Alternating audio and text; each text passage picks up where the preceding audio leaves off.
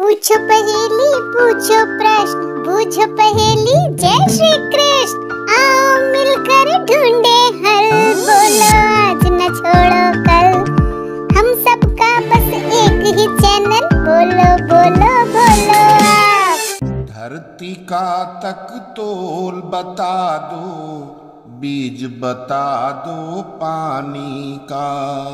शंकर जी का गुरु बता दो, पुरुष बता दो नारी का। ओम जय सिया राम। मित्रों, आज का प्रश्न एक पहेली है जिसको बहुत सारे लोगों ने पूछा है। उनमें से कुछ लोग इस प्रकार हैं। पहले हैं श्रीमान सुशील झरिया और श्रीमान महावीर यादव। इन दोनों का एक ही प्रश्न है कि धरती को कोई तोल बता दो, बीज बता दो पानी का। शंकर जी का गुरु बता दो, पुरुष बता दो नारी का। और एक तीसरे मित्र हैं श्रीमान कन्हैया लाल जी, और इनका ये प्रश्न जो लगभग इन्होंने 5 महीने पहले पूछा था और इसी से संबंधित है। तो इनका प्रश्न है कि पृथ्वी की लंबाई बता दो, बीज बता दो पानी का। महादेव के पिता बता दो, पति मंथरा रानी का। अब इन लोगों के अतिरिक्त और भी कई मित्र हैं जिन्होंने यही प्रश्न घुमा घुमा कर पूछा है, तो जिनके नाम कमेंट बॉक्स में ढूंढ नहीं पाया हूं। कृपया आप सभी अपने उत्तर को देखकर कमेंट अवश्य कीजिएगा। इस पहेली में 4 प्रश्न पूछे गए हैं, और अगर दूसरी पहेली को जोड़ लें तो यहाँ पर 3 और प्रश्न जुड़ जाते हैं, कुल 7 प्रश्न हो जाते हैं। तो अब पहेली का एक एक प्रश्न उत्तरित करते हुए चलते हैं। पहला है धरती का तक तोल बता दो, और उसी में दूसरा है कि पृथ्वी की लंबाई बता दो, जो दूसरी पहेली में कन्हैया जी ने पूछा है। तो इन दोनों का एक साथ उत्तर करते हैं। इसमें वैदिक मत जो है, वेदों में और पुराणों में जो मिलता है, तो भूमंडल का विस्तार 50 करोड़ योजन है। ये स्थिर और गोल है। पृथ्वी की धुरी या बीच भरतखंड के दक्षिण में है, और जिसका विस्तार 1000 योजन है। 50 करोड़ योजन मतलब इसको गुणा करो 8 से, बराबर 400 करोड़ किलोमीटर, अर्थात 100 करोड़ वर्ग किलोमीटर का टोटल भूमंडल है वेदों के अनुसार, और इसके अंदर समस्त समुद्र इत्यादि भी हैं। अब वैज्ञानिक मत। पृथ्वी का अनुमानित वजन 5.972 और गुणा करो 10 से गुणा करो 24 पदम मैट्रिक टन। ये वैज्ञानिकों का अपना वो है, लेकिन आध्यात्म में इसका वजन नहीं मिलता। अब वैज्ञानिक मत के अनुसार पूरी पृथ्वी की लंबाई 12,713 किलोमीटर है और चौड़ाई 12,756 किलोमीटर है। तो टोटल भूमंडल हो गया 16 करोड़ 21,67,028 वर्ग किलोमीटर। इसमें सिर्फ वो भाग है जहां पृथ्वी है। टोटल भूमंडल लगभग 96 करोड़ वर्ग किलोमीटर का है। मतलब वैदिक और वैज्ञानिक दोनों ही तरीके से लगभग 100 करोड़ वर्ग किलोमीटर का संपूर्ण भूमंडल है। अब दूसरा प्रश्न हुआ बीज बता दो पानी का। इस संबंध में मैं पहले भी कई बार बता चुका हूं कि परम ब्रह्म परमात्मा भगवान महाविष्णु जो क्षीर सागर में शेष सैया पर हैं, वो स्वयं ही जल का बीज हैं, जिसका वर्णन शिव पुराण में, ब्रह्म वैवर्त पुराण में और अन्य लगभग सभी ग्रंथों में मिलता है।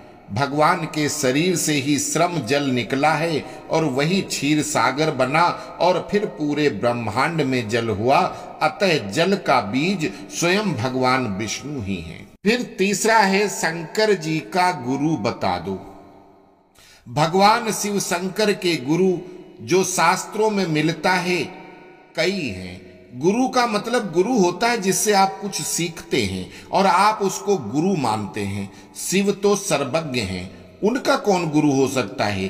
फिर भी जिन लोगों को शंकर जी ने विभिन्न अवसरों पर गुरु माना है वो इस प्रकार हैं। जैसा कि आपको सबको मालूम है कि परिवार व्यक्ति की प्रथम पाठशाला है, तो सबसे पहले उनके गुरु हैं स्वयं परम ब्रह्म परमात्मा महाविष्णु, जिनको हम सब सदा शिव कहते हैं, ब्रह्म कहते हैं, जो निराकार और साकार दोनों रूप में हैं, जिन्होंने शंकर जी को संहार करने का आदेश दिया और क्या करना कैसे करना सब सिखाया, तो प्रथम गुरु हो गए। जगत जननी महामाया जो उनकी माता हैं, और माता तो पहली गुरु होती ही है। उनके अवतार रूप सीता का स्वांग करने के लिए शिव जी ने अपनी पत्नी सती का त्याग कर दिया था, तो वो एक गुरु हैं। तीसरा है, एक कथा के अनुसार जब शिव जी के हाथों ब्रह्म हत्या हो गई और उस महापाप से कैसे मुक्त होंगे, यह उपाय उनके वाहन नंदीश्वर ने बताया और शिव जी ने उनको अपना गुरु मान लिया था। चौथे, महर्षि अंगिरा से उनकी वेद ऋचा सीखने के लिए उनको गुरु बनाया था। पांचवा, जगत जननी राधा की सखी ललिता को गुरु माना जब भोलेनाथ गोपी स्त्री बनकर निधि वन में गए और उनको स्त्री वस्त्र पहनना ललिता ने सिखाया था, तब ललिता को शिव जी ने गुरु माना था। भगवान श्री राम उनके सर्वकालीन गुरु हैं।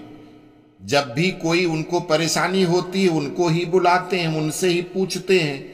यहाँ तक कि जब पार्वती जी से विवाह करना था तब भी राम जी ने ही आकर उनको बताया कैसे क्या करना है, इसलिए वो श्री राम जी को हमेशा गुरु मानते हैं। और सातवें हैं भगवान श्री कृष्ण।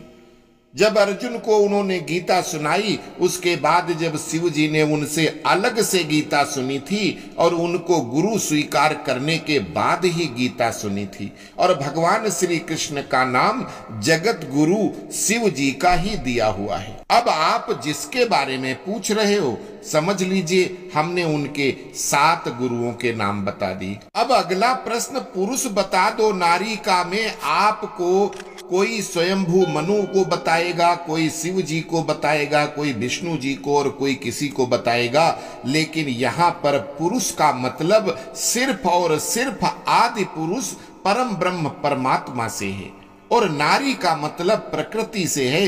यही दोनों कण कण में समाये हैं। सभी जीवित निर्जीव प्राणी और वस्तु में ये दोनों ही व्याप्त हैं। इनको साकार रूप में महाविष्णु, सदाशिव, महालक्ष्मी और महाशक्ति कहते हैं, और यही पुरुष और प्रकृति हैं जिसका विस्तार में वर्णन गीता और वेद पुराणों में दिया गया है। यहाँ पर आत्मा को स्त्री और परमात्मा को पुरुष कहा जा सकता है, जो निर्गुण पंथी मत से तर्क संगत है। वस्तुतः दोनों ही उत्तर सही हैं और दोनों ही तर्क संगत हैं। फिर अगला है, महादेव के पिता बता दो। ओम स्वरूप परम ब्रह्म परमात्मा, सदा शिव या महाविष्णु या आदि गणेश, ये तीनों नाम एक ही के हैं। जो आदि पुरुष हैं वही महादेव के जन्मदाता हैं और पिता हैं। अब अंतिम है पति मंथरा रानी का। दर्शक भी कहीं का कहीं जोड़कर क्या क्या प्रश्न करते हैं।